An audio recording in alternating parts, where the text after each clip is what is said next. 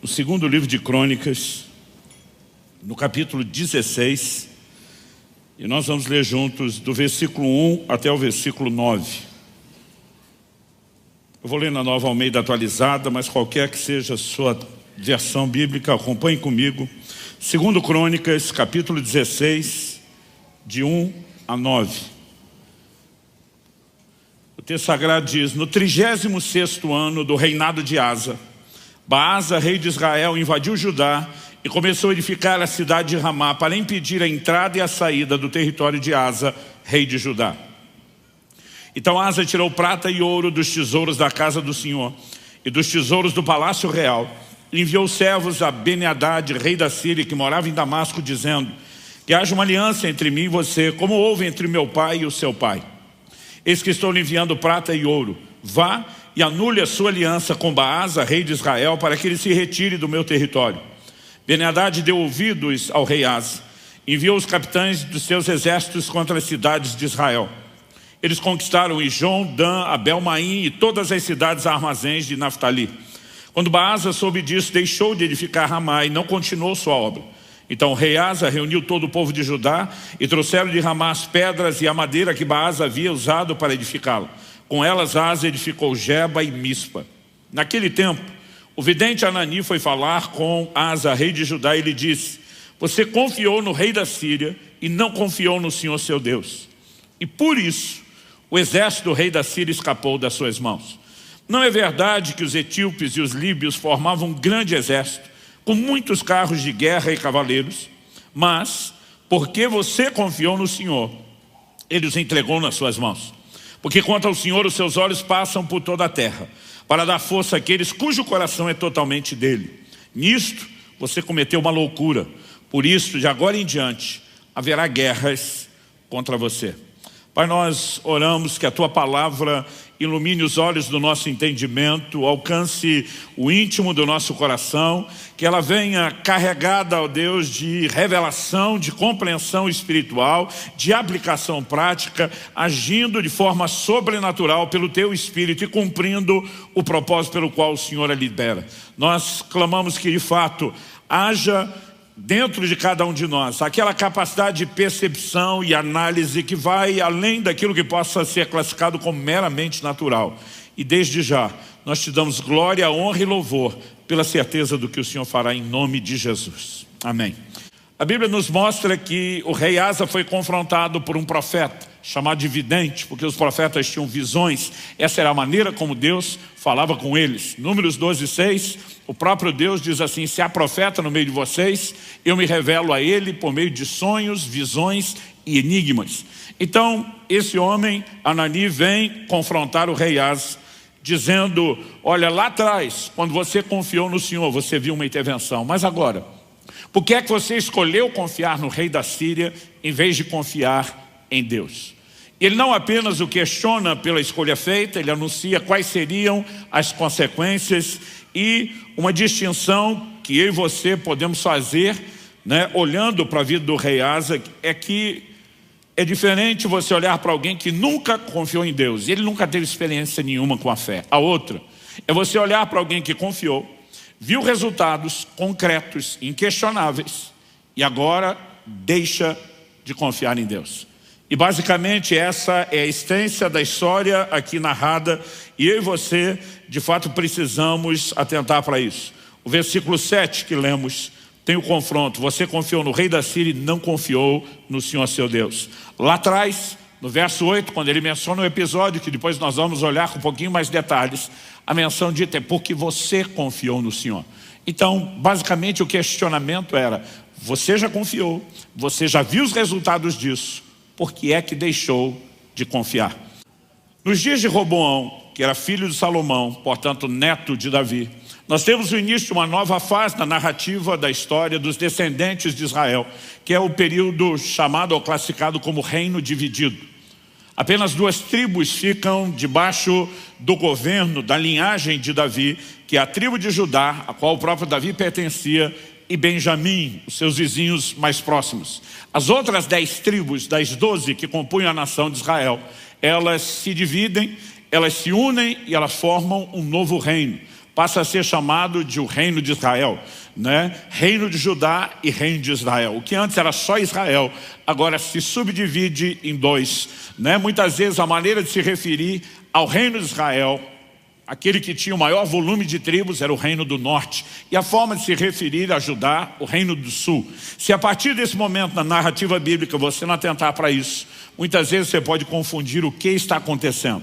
Aqui nós temos um momento específico, onde a nação de Israel, das 10 tribos, está em guerra com a nação de Judá, as outras 2 tribos. O que antes era um só povo, agora um reino dividido, eles estão em guerra.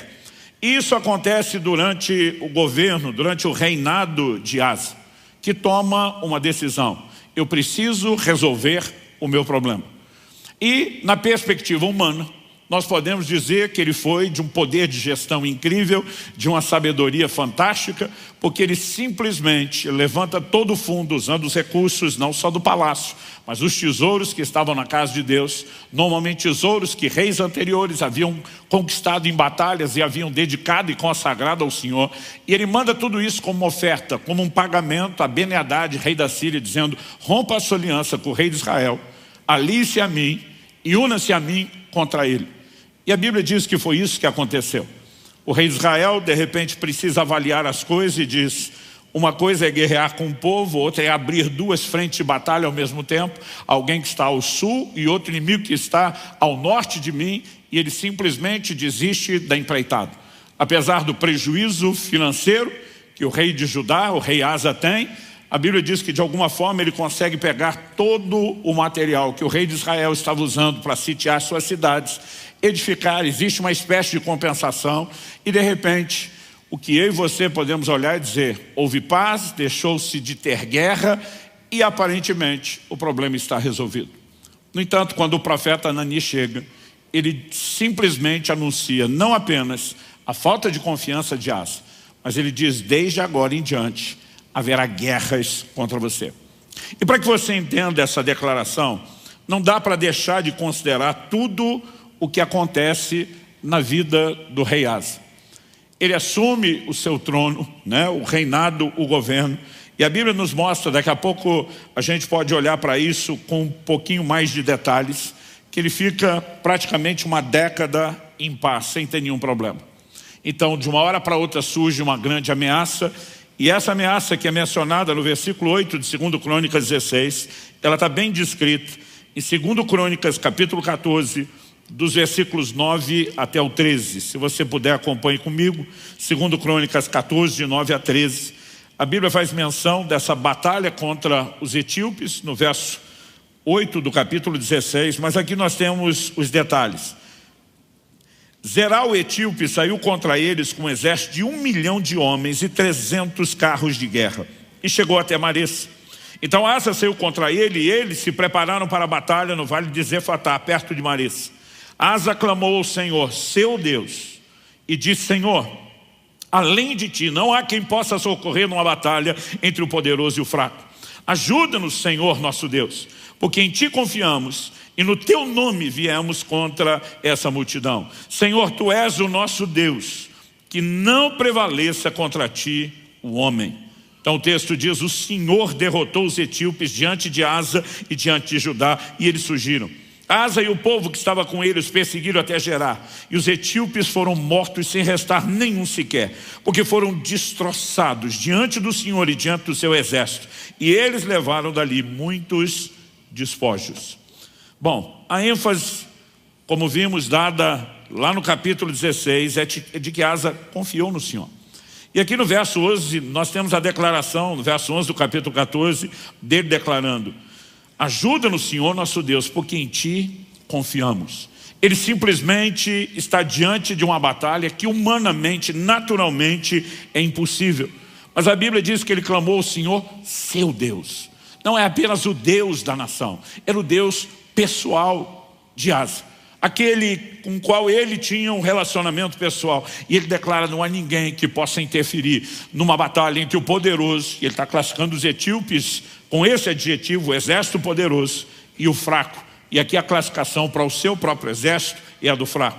Mas ele diz: ajuda-nos, Senhor, porque nós confiamos em ti. Eu acho interessante que ele também termina dizendo: porque em ti confiamos e no teu nome viemos contra essa multidão. Em outras palavras, nós não estamos vindo batalhar na força do braço, da carne, nós não estamos olhando para nenhuma possibilidade humana, terrena ou natural, nós estamos usando o seu nome e a confiança no Senhor. Isso me lembra Davi quando vai ao encontro de Golias. Enquanto os homens de batalha, experientes do exército de Israel, nenhum deles tinha coragem de enfrentar Golias, nem Saul, rei, que era o maior, falando em termos de estatura, ainda que menor que Golias, aquele que talvez humanamente tivesse uma possibilidade de se sair melhor naquele tipo de combate corporal. Enquanto ninguém queria, Davi simplesmente surge e diz: eu vou enfrentar. A turma olha para ele e diz: você não tem experiência de guerra. Tentaram oferecer uma armadura e diz: esse negócio não funciona, eu não estou habituado.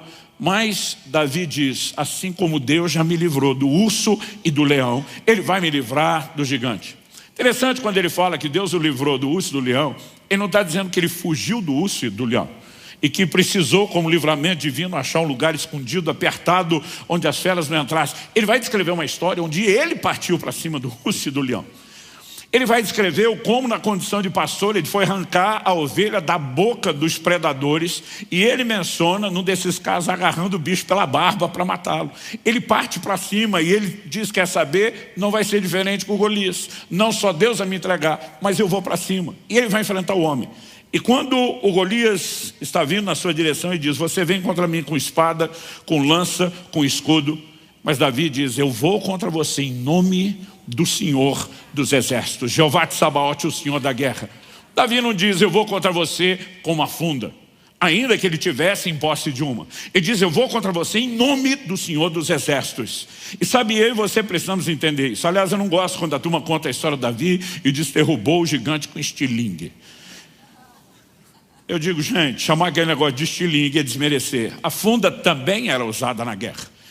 A capacidade que aquilo tinha de dar pressão, velocidade e até precisão no lançamento da pedra era algo impressionante.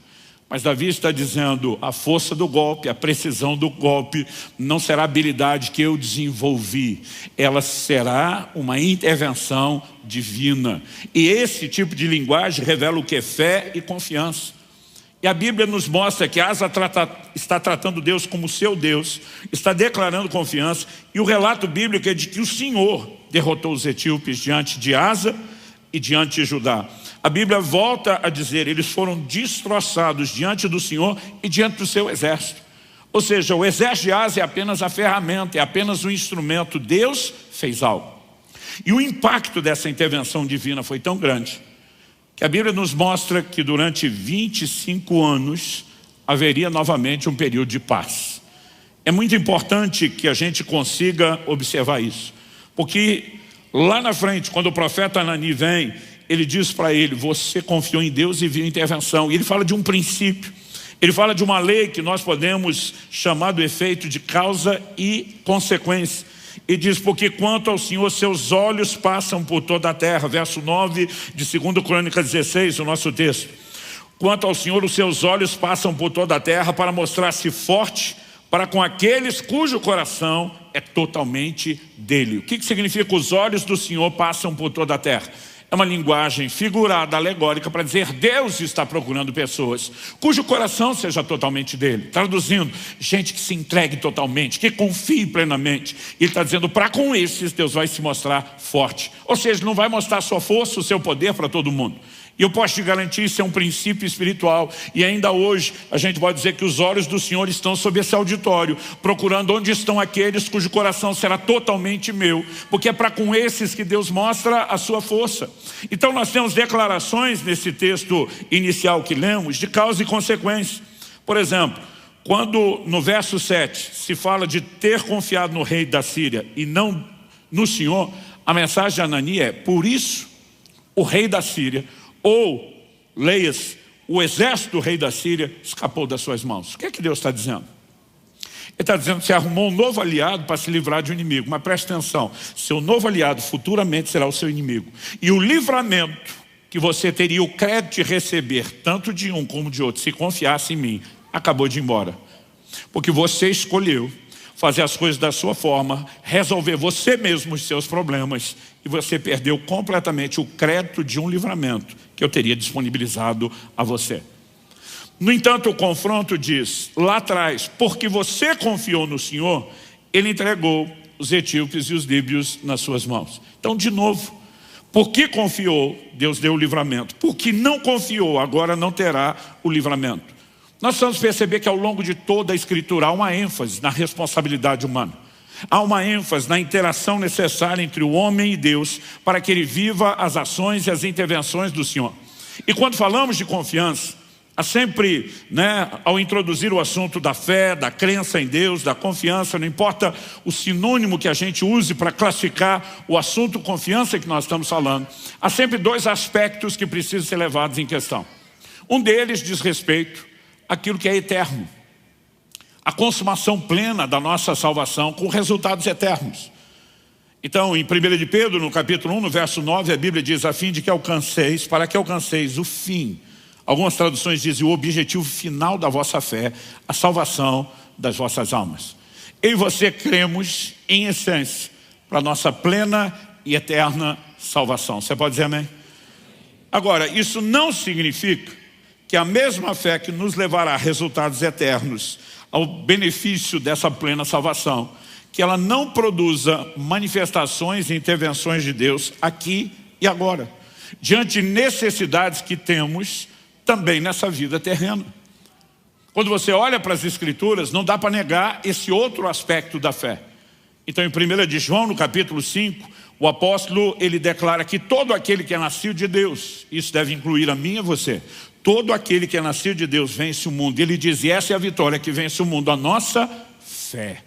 Ou seja, enquanto caminhamos em direção à nossa plena e eterna salvação, nós teremos adversidades, nós enfrentaremos resistências, nós teremos problemas, chame do jeito que você quiser, e eles precisam ser vencidos nessa caminhada terrena, e a forma de vencê-los é usando a mesma fé que nos leva à salvação eterna. Então, particularmente, eu não gosto quando vejo determinadas igrejas e pregadores dando ênfase à fé, quase como se ela fosse só para melhorar a nossa vida terrena e não tivesse um impacto eterno. Paulo diz em 1 Coríntios 15, se é só para essa vida que esperamos em Cristo, nós somos de todos os homens os mais dignos de lástima. Outra tradução diz os mais infelizes. Então nós não podemos apenas definir a fé como algo que resolve conflitos, adversidades momentâneas e nos esquecer daquilo que é eterno. Mas aí nós temos outro grupo, às vezes zeloso de não perder a essência da mensagem da fé e do seu objetivo de plena e eterna salvação. E eles parecem também fazer uma outra dicotomia, uma outra divisão e sinalizar que a fé só vai ter resultado eterno e que não há intervenções a serem vividas agora. E a gente não pode olhar para isso e concordar e dizer que apenas a gente simplesmente se sujeita a tudo aquilo que se levantar, que não há como confiar em Deus para nenhuma intervenção aqui, porque nós só estamos esperando uma salvação eterna. Essa mensagem também não é bíblica. É lógico, se formos comparar os dois aspectos, aquilo que é eterno tem mais peso do que aquilo que é passageiro. O apóstolo Paulo ilustra isso escrevendo a Timóteo. Ele diz, o exercício físico tem pouco proveito, mas a piedade para tudo é proveitosa. Ele não está dizendo que o exercício não tinha proveito, mas ele diz tem pouco proveito, mas a piedade para tudo é proveitosa. Por quê? Ele diz tem a promessa dessa vida e da que há de vir. Traduzindo, o exercício melhora a sua qualidade de vida aqui e só, não produz resultados eternos. A piedade abençoa você aqui e produz resultados eternos. Ele não está falando para escolher entre um e outro. Ele mostra que você pode usar os dois, mas obviamente ele está dizendo existe algo que tem um peso maior, porque suas consequências são eternas. Quando falamos desses dois aspectos da fé, nós não estamos falando de fés diferentes. É a mesma fé, no mesmo Deus, fundamentado na mesma palavra e promessas, e que tem áreas de atuação que são complementares, não são divergentes. Então eu e você ao longo da caminhada teremos adversidades, teremos circunstâncias difíceis e precisamos aprender a confiar no Senhor se queremos ver o sobrenatural de Deus, se queremos ver manifestações do poder de Deus e suas intervenções milagrosas. Mas não podemos limitar a fé a isso e ignorar aquilo que é eterno. Mas considerar o que é eterno não precisa significar ignorar o mover de Deus enquanto caminhamos. Com essa visão clara de que a fé, a confiança é abrangente, eu e você precisamos entender o quê? Que a confiança, e essa é a história de Asa, a confiança pode ser perdida. E é algo que eu quero repetir aqui algumas vezes: pior do que nunca ter confiado em Deus é ter confiado, ter visto o resultado e de repente comprometer, perder essa confiança que já demonstrou ser funcional. Então, olhando para a vida de Asa, a gente percebe como ele começa. Segundo Crônicas, capítulo 14, verso 1, diz assim: Abias morreu e eles o sepultaram na cidade de Davi. E Asa, seu filho, reinou em seu lugar. Nos dias dele, a terra esteve em paz durante 10 anos. Os primeiros 10 anos do reinado de Asa, tranquilidade, nenhuma guerra, nenhuma batalha. Então surge essa situação da qual nós já lemos, onde os etíopes se levantam com um exército que seria impossível de vencer, não houvesse aquela intervenção de Deus. Depois da vitória contra os etíopes, a Bíblia fala de mais 25 anos de paz. Segundo Crônicas 15, 19, diz: não houve guerra até o 35º ano do reinado de Asa. Então, Asa assume o trono, 10 anos de paz. A batalha contra os etíopes, com o livramento de Deus. E agora, isso significa que nós estamos no ano 10º.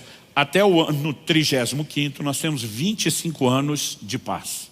Ou seja, nos primeiros 35 anos do seu reinado, ele teve uma situação de guerra e ainda com intervenção de Deus. Agora surge o problema com Baasa, rei de Israel. E é nesse momento que surge o problema com Baasa, que nós vemos ele simplesmente não consultando a Deus, não buscando ao Senhor, não orando, né? Ele simplesmente age como quem está comunicando a seguinte mensagem: eu me resolvo, eu me garanto, eu dou meus pulos, eu consigo sair dessa. Quase como quem diz para Deus: dessa vez eu não preciso de você. E é evidente que ele perdeu a sua confiança, em primeiro lugar, pela própria mensagem do profeta, que está dizendo: antes você confiou e viu o livramento, agora você escolheu não confiar e os resultados estão aí, porque só se vê a força e o poder de Deus quando o nosso coração é totalmente dele. Mas há outros relatos que mostram que esse homem perdeu a confiança. A gente leu do verso 1 ao 9 de 2 Crônicas 16, e o verso 10 nos mostra qual foi a atitude de Asa com o profeta Anani. A Bíblia diz: porém Asa se indignou contra o profeta e o lançou na prisão, porque estava enfurecido contra ele por causa disso. Na mesma ocasião, Asa oprimiu alguns do povo. Então a questão não é ser confrontado. A questão é o que você faz com o confronto. É lógico que esses monarcas soberanos, né, eles, pelo nível de poder que tinham, muitas vezes o ego se tornava um tanto quanto exacerbado.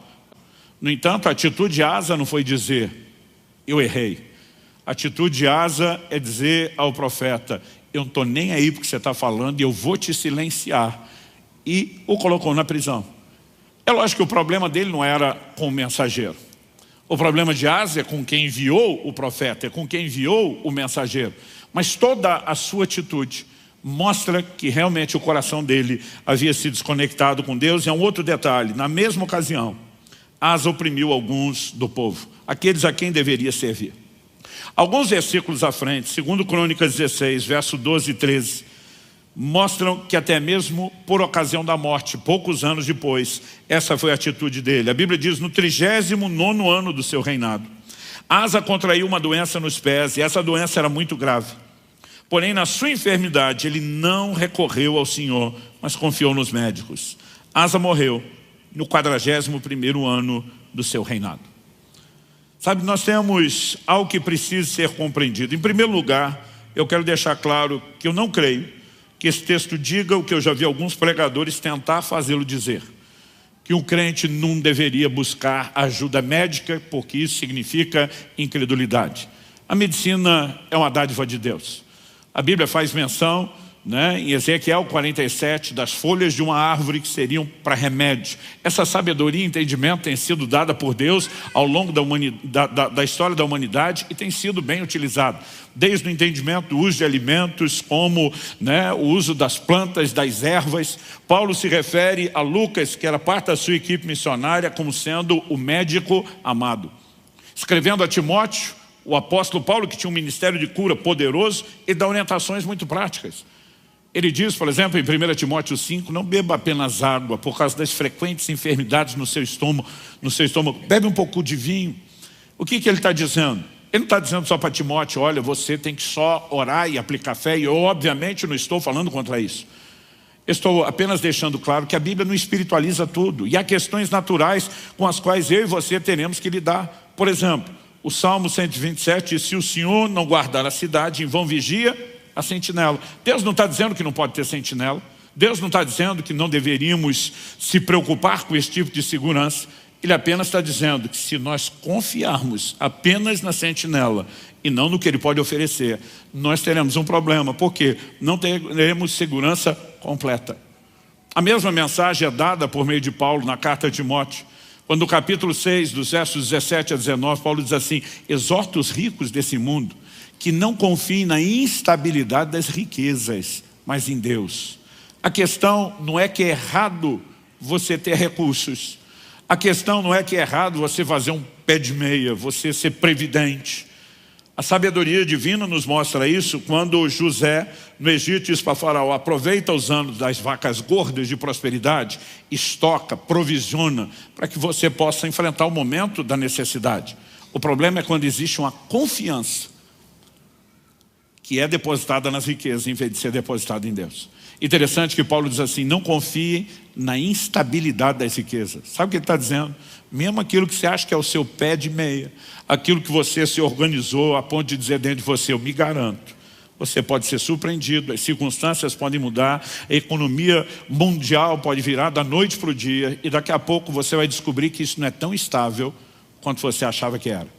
Então não tem nada de errado você tomar as suas providências. Errado é quando você confia nisso, a ponto de descartar a confiança em Deus. E a Bíblia diz que ele não recorreu ao Senhor, ele confia nos médicos. O problema é a confiança nos médicos, a ponto de ser para Deus, eu te descarto, eu não preciso de você, eu me garanto, eu tenho quem resolva o meu problema. E os médicos não conseguiram resolver o seu problema. Por outro lado, você vai ter reis como Ezequias, que os médicos não podiam resolver o seu problema, ele vira para a parede, ele ora, ele chora, ele clama, e ele vê uma intervenção de Deus. A questão é onde colocamos a nossa confiança.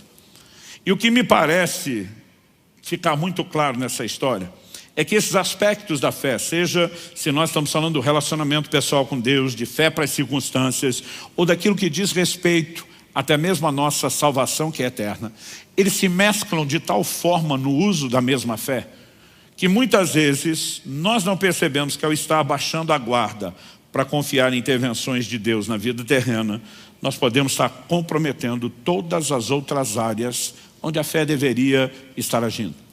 E quando eu olho para a vida de Asa, obviamente fica claro, fica evidente para mim que a confiança, que a fé, ela pode ser perdida. Quando eu olho para o que aconteceu, eu não creio que o rei foi castigado, entre aspas, porque deixou de confiar em Deus. Então Deus, de uma forma birrenta, rancorosa, diz, agora você vai ver, agora eu vou para cima de você. Deus simplesmente diz, o exército da Síria escapou das suas mãos. O que você nem imagina, que é os problemas que você ainda terá, você acabou de jogar fora toda a provisão, quando escolheu não confiar. Deus só pode agir nas nossas vidas através da fé. A Bíblia diz que o justo viverá da sua fé, de que aquele que se aproxima de Deus deve crer, que sem fé é impossível agradar a Deus. Tiago capítulo 1, verso 5 diz, se algum de vocês tem falta de sabedoria, peça a Deus, que a todos dá liberalmente. Ele está dizendo, Deus pode interferir em todas as suas necessidades, enquanto você caminha nessa terra, oferecendo a você aquilo que você não tem. Mas no verso seguinte, o 6, ele diz, peça porém com fé, não duvidando. E diz, porque o que duvida é semelhante à onda do mar, que é levada e agitada pelo vento. Ele diz, não pense tal homem que receberá do Senhor coisa alguma. O assunto inicial é sabedoria. Ele diz, mas se não tiver fé, não só não recebe a sabedoria, como não se alcança coisa nenhuma. A fé é a única forma através da qual eu e você podemos receber de Deus, não apenas a salvação eterna, qualquer nível de intervenção. E o ponto é, a confiança pode ser minada com todos os resultados que ela poderia proporcionar se não tivesse sido perdida ou comprometida. Esse homem não foi castigado, ele simplesmente escolheu agir por conta própria. Ele disse para Deus, ainda que de uma forma não verbal, por meio das suas atitudes, eu não preciso do Senhor, eu me resolvo, eu me garanto. Então Deus olha para ele e diz, então você está por conta, ué. A pergunta prática, o questionamento prático a ser feito, é por que razão o rei deixou de confiar? O que aconteceu? A gente consegue ter uma leitura dessa autossuficiência, alguém que está dizendo para Deus, eu me garanto, eu resolvo meus problemas sem o Senhor.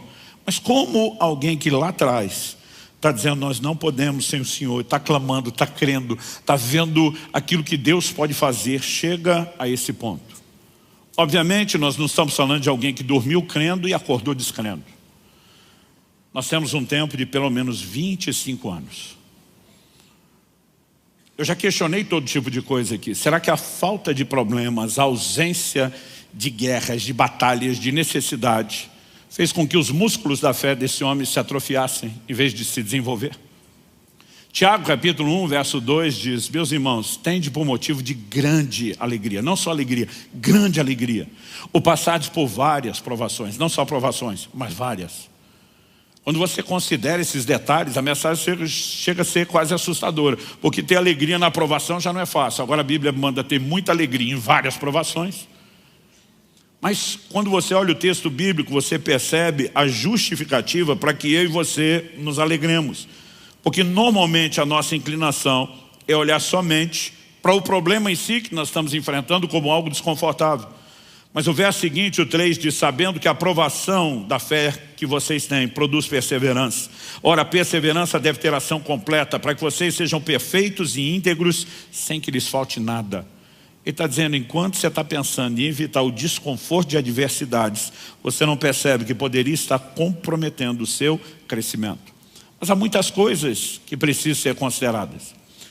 O ponto, enquanto nós vamos considerando algumas dessas coisas a ser avaliado, é que não só, como eu disse em segundo lugar, depois de avaliar o histórico de Asa, a confiança pode ser perdida, mas é o contraponto de que a confiança precisa ser preservada.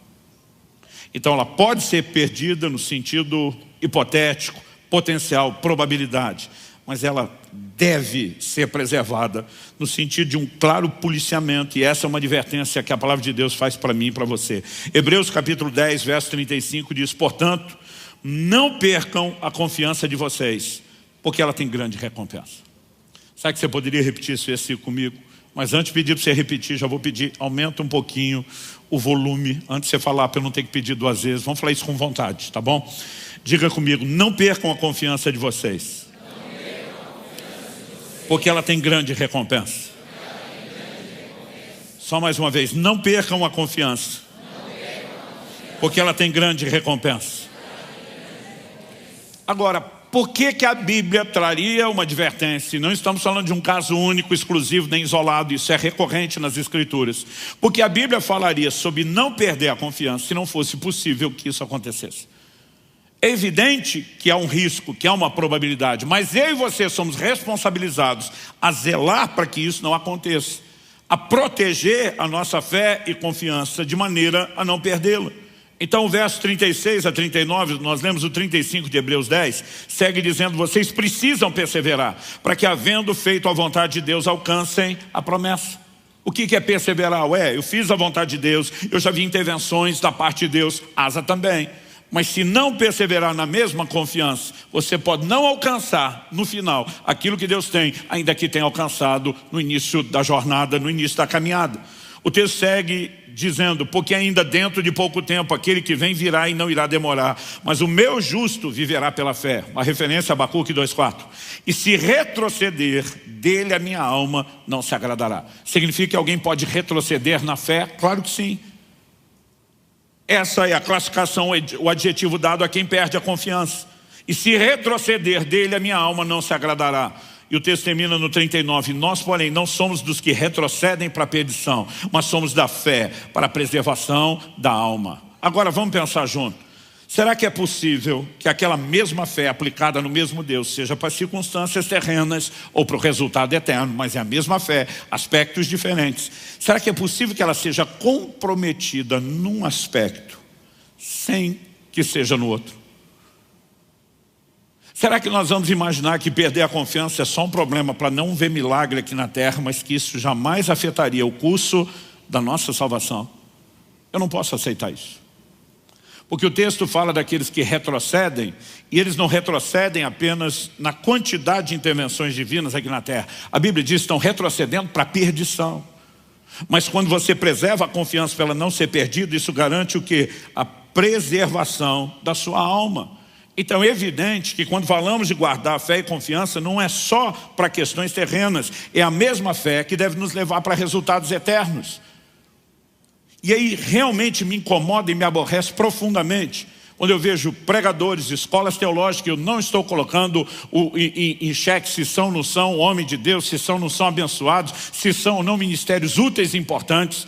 Mas quando eu percebo que nessa área eles insistem em dizer não existe o menor risco de que alguém perca a salvação e oferecem um falso senso de segurança. Porque a Bíblia diz que a salvação é pela fé.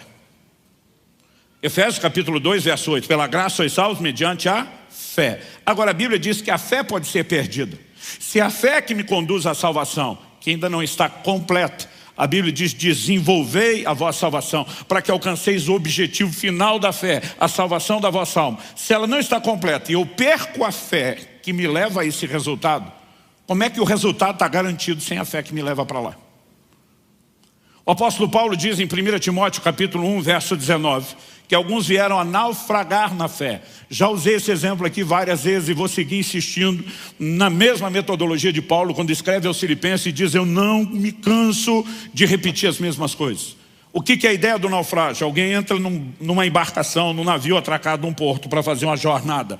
Qual o propósito da jornada, da viagem? Levá-lo a um lugar, a um destino. Então lá o navio vai aportar e quando estiver atracado em segurança, aqueles que embarcaram descem no destino final. A Bíblia compara a nossa jornada rumo ao alvo. Aquilo que Paulo diz em Filipenses, né? Eu prossigo para o alvo. O que é o alvo? O prêmio da soberana vocação de Deus em Cristo Jesus. Compare isso com a jornada da fé. Mas o que era o naufrágio? Quando alguém nessa jornada, o navio ou a embarcação, naufragava, isso significava não apenas que a jornada não era completada, mas que as pessoas se perdiam no processo. Quando aplicamos isso à caminhada de fé, que conclusão chegamos? Paulo está dizendo de uma jornada interrompida de gente que se perdeu no processo e a gente simplesmente nega isso de forma deliberada. O apóstolo Paulo, ele encerra a sua carreira dizendo, eu combati o bom combate, 2 Timóteo 4,7. Combati o bom combate, encerrei a carreira, guardei a fé. Se a fé não pudesse ser perdida, não haveria motivo para ele levantar e orgulhosamente não no sentido mal, dizer, eu guardei, minha confiança nunca se perdeu. Aliás, não haveria nem necessidade de guardar, se a fé não se perde. Então eu e você temos responsabilidade em guardar a fé. E no exercício dessa responsabilidade, a pergunta a ser feita é, como se perde a confiança no meio do processo? E questionar isso não é porque a gente queira perder, é porque conhecendo o processo é mais fácil evitá-lo. Como eu disse no caso de Asa, não foi da noite para o dia. E acredite, com a maioria de nós não é assim. Eu vi anos atrás uma frase que fez muito sentido. Alguém disse assim, o homem de Deus não cai, ele vai caindo. É sempre um processo, é sempre gradual. E nós precisamos entender que há algumas coisas que podem evitar esse processo. Entender que ele pode acontecer, decidir vigiar, entender a nossa responsabilidade em nos resguardar, é parte do processo. Mas há coisas que eu e você não podemos ignorar no ensino bíblico. E uma delas é conservar o senso de dependência de Deus continuamente. Para que a gente não chegue ao ponto de Asa, de olhar para Deus e dizer, eu te descarto, eu me garanto, eu sou autossuficiente. É possível que alguém chegue a esse ponto? Claro que é. E as advertências bíblicas mostram isso. Em Deuteronômio 8, quando Deus está falando a respeito do momento em que eles entrariam na terra prometida, o Senhor diz assim, mas depois que vocês tiverem comido, depois tiverem fartos, depois tiverem construído casas, depois tiverem prosperado, não se esqueçam do Senhor seu Deus. Quando ele fala de esquecer, ele não está falando de uma amnésia absoluta, que alguém acorda e diz, quem é Deus? Não lembro desse ser e dessa criatura. Não é isso. Assim como quando o Senhor Jesus instituiu a ceia, que nós vamos celebrar daqui a pouco, ele diz, façam isso em memória de mim. O que é em memória? Recordação, ato e lembrança. O Senhor Jesus também não estava acreditando ou insinuando que eu e você acordaríamos uma manhã e a gente não lembraria mais quem é ele nem o que ele fez. Ele não está falando de perder a consciência, mas ele está falando de quando a consciência perde a sua força. Então, é necessário mantê-la viva, é necessário mantê-la acesa. Como fazemos isso? O texto de Deuteronômio 8 que eu citei, diz assim nos versos 17 e 18. Portanto, não pensem, a minha força e o poder do meu braço me conseguiram essas riquezas. Pelo contrário, lembrem-se do Senhor seu Deus, porque é Ele quem lhes dá força para conseguir riquezas, para confirmar sua aliança, que sob juramento prometeu aos pais de vocês, como hoje se vê. Deus está dizendo, quando os resultados chegarem, quando vocês tiverem crescido, quando tiverem prosperado, não se achem. Não olhe para vocês dizendo, meu braço me garantiu. Lembrem que foi o Senhor. Quando a Bíblia diz em tudo dai graças, é um chamado para que o tempo todo a gente reconheça o que Ele tem feito por nós. Em João 15:5, Jesus disse, sem mim, nada podeis fazer. Paulo em 1 Coríntios 15:10 faz uma afirmação ousada. Alguns classificariam de abusada. Ele diz, eu trabalhei mais do que todos os apóstolos. Depois de fazer isso, ele diz, não eu, mas a graça de Deus comigo. O que ele está dizendo? Posso ter tido resultado, mas não vou cair no engano de achar que eu sou o cara. Os recursos vieram dele, a força veio dele, o poder de realização era dele, e a Bíblia nos mostra com clareza, Paulo sinaliza isso em 1 Coríntios 1, para que no final das contas ninguém se glorie diante do Senhor. Nenhum de nós no final vai poder no dia da prestação de contas dizer para Deus, pois é, até o Senhor sabe que eu sou o cara, porque isso não é verdade. E Deus está dizendo, lembre disso. Então eu e você precisamos cultivar uma mentalidade de dependência, porque o processo, que é gradual, ele pode acontecer de uma forma tão lenta, tão paulatina, que eu e você nem nos damos conta. Me permita dar um exemplo de algo que Deus me corrigiu há muitos anos atrás. Em dezembro desse ano, estou completando 30 anos de ministério pastoral. Comecei a pregar a palavra de Deus há alguns anos, então antes disso, são mais de 3 décadas servindo a Deus. Eu me lembro de anos atrás, um dia que o Senhor me confrontou a respeito de uma mudança no meu comportamento. Ele me perguntou, por que é que você não ora mais como orava no início? Desde jovem, solteiro, eu separava horas do meu dia, mesmo numa agenda apertada de trabalho, de estudo, para estar com Deus dia a dia. Raramente iria ministrar em qualquer lugar sem ter investido um bom tempo de oração, de jejum, buscando a Deus. Mas agora o Senhor me cobra e diz, por que é que você não ora como orava antes? Eu falei, Deus, eu era solteiro, não tinha mulher, não tinha filhos, não tinha igreja para pastorear, quase como quem diz, o Senhor mesmo me encheu de tanta atividade que agora não sobra tempo para orar como eu orava antes. Isso não significa que eu não orava, mas eu não orava como orava antes. Não era o mesmo ritmo, não era a mesma intensidade, não era, o mesmo tempo despendido diante do Senhor. E quando eu estou dizendo aquilo, e realmente acreditava naquilo, porque ninguém acha que consegue enganar o Deus que sabe todas as coisas. Quando eu respondi isso, o Senhor me falou, não, essa é a desculpa na qual você resolveu acreditar. E dessa forma não enxergar o que está acontecendo. Ele me disse, a razão pela qual você orava muito mais no início era por um senso de incapacidade, o que gerava em você um senso de dependência. Era sempre um desespero dentro de você, eu não consigo fazer isso, a menos que Deus o faça. Então, todo o tempo gasto em oração era um clamor, para que você visse a minha manifestação. Mas o Senhor diz, à medida que o tempo foi passando, você começou a sentir que era bom naquilo que fazia, que agora você tinha pegado o jeito, que agora você tinha o traquejo da coisa. E sem que você percebesse, você passou a me colocar de fora. E o ponto é que Deus não apenas falou, Ele abriu meus olhos. Eu enxerguei aquilo com tanta clareza. Não havia nada absolutamente nada que eu pudesse falar para retrocar aquilo. Eu simplesmente percebo que eu estou enganando a mim mesmo. E é por isso que a Bíblia às vezes fala de pessoas como Pedro, quando o galo canta, como o filho pródigo, que caíram em si, porque estavam fora de si. E essa é a hora que a sua atitude determina como as coisas se conduzirão. Você vai ficar revoltadinho, estilo asa, e brigar com Deus que está falando, ou você vai à semelhança de Davi dizer, eu me arrependo e eu conserto. A gente tem uma leitura equivocada, que ela é exacerbada dentro da cultura latina, eu diria. Quanto mais eu viajo e conheço povos e culturas, mais evidente isso fica para mim dentro da cultura latina. Nós temos uma dificuldade enorme com o confronto. Porque a gente lê o confronto como se fosse uma reprovação de quem somos, não de algo que fizemos. Então mesmo quando Deus chama atenção, porque nos ama e quer o melhor de nós, é como se a gente já visse naquilo um selo de desaprovação, existe uma reação emocional, a gente se fecha e a gente bagunça as coisas. É por isso que no livro do Apocalipse você vê o Senhor dizendo com toda clareza, tens a teu favor isso, isso e isso. Ou seja, eu não te desaprovo quanto pessoa, eu estou aprovando você, mas tem um comportamento que precisa ser arrumado, que também não muda a minha capacidade. O Senhor precisa vir, como a gente diria, pisando em ovos, para não criar uma resposta errada. Naquele dia eu chorei e chorei muito. Eu passei a orar e clamar a Deus com insistência. Não me deixe entrar nesse processo gradual de autossuficiência, de te excluir do processo. Me ajude. Mas ao mesmo tempo em que eu dizia, me ajude, o Senhor diz, há formas de você se ajudar. E uma delas é cultivar gratidão por tudo que Deus tem feito. É o tempo todo reconhecer aquilo que você não pode sozinho. É você continuar crendo e clamando para novas intervenções. Lembrando, esse tem sempre sido o meu histórico dependência de Deus. A fé, ela não apenas pode, ela precisa ser preservada.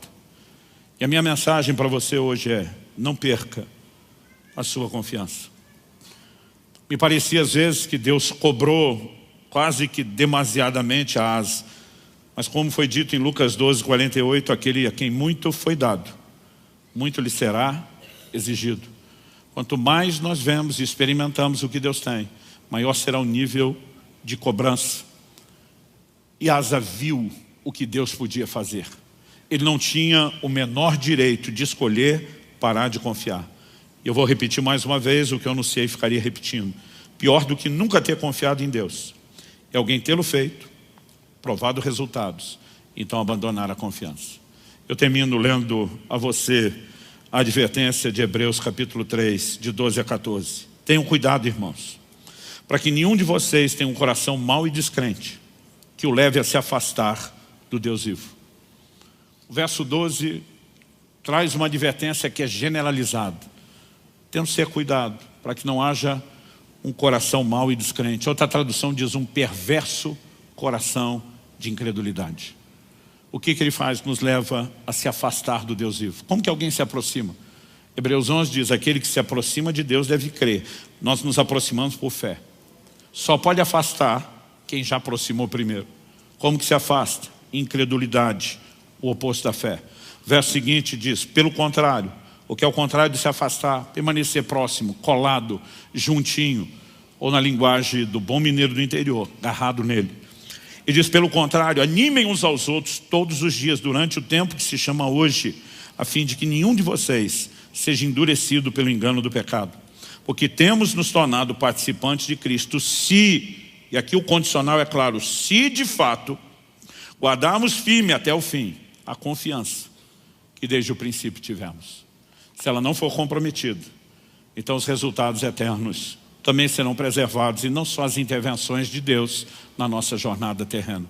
Que o Senhor nos ajude a perceber o quão sério isso é, abraçar sua mensagem amorosa que valoriza cada um de nós e o relacionamento que Ele quer ter conosco, e que a gente seja cuidadoso no exercício da nossa responsabilidade de permanecer interagindo com Ele em nome de Jesus. Feche seus olhos. Pai, nós oramos que a Tua palavra produza resultados não apenas aqui e agora, mas mesmo depois dessa reunião. Nós oramos que aquilo que o Senhor começou não apenas continue, mas cresça, progrida, se desenvolva, e que a Tua palavra, como o Senhor disse por boca do profeta Isaías, cumpra o propósito pelo qual tem sido enviado. Agradecemos a expressão do seu amor, sua advertência, sua instrução, a orientação, a exortação para preservarmos a fé e a confiança. E queremos te dar a devida resposta, clamando graça e favor sobre cada um, para que a resposta seja não apenas aquilo que diremos, aquilo que sentiremos ou pensaremos apenas nesse momento de culto e de ceia, mas o que faremos com isso logo depois. Nós oramos em nome de Jesus. Amém.